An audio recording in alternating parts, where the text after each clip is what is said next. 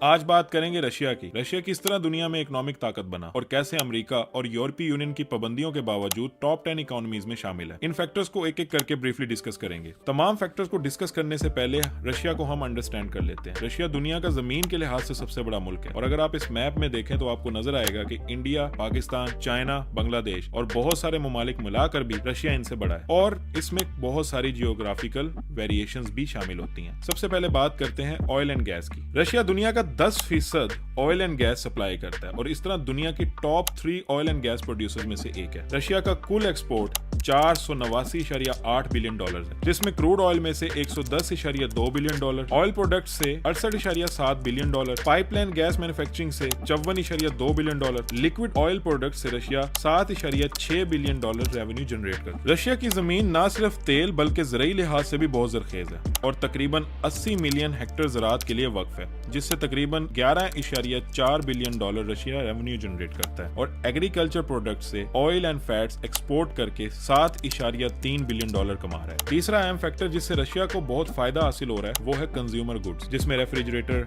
Washing machine, radio, television की market से Russia बहुत सा रेवेन्यू बना रहा है। लेकिन इसके अलावा मिनरल और मेटल्स की इंडस्ट्री में Russia copper, chromium, gold, lead, magnesium, tin, potassium, nickel, vanadium और जिंक जैसे मेटल की प्रोडक्शन करता है, जिसमें से स्टील की प्रोडक्शन में रशिया दुनिया के चौथे नंबर पर है। इसके अलावा मशीन प्रोडक्शन में रशिया दुनिया भर से ऑर्डर हासिल कर रहा है। एक और अहम राज जिसका रशिया बहुत ज्यादा फायदा उठा रहा है वो है उनकी सर्विसेज से हासिल होने वाली आमदन। Industrial trade, construction, hotel, cafeteria जैसी सर्विसेज की वजह से रशिया एक बहुत बड़ा मुआवजा कमा रहा है और इन तमाम अवामिल की बदौलत रशिया अपनी जीडीपी का 56% रेवेन्यू इन सर्विसेज से ही जनरेट कर लेता है।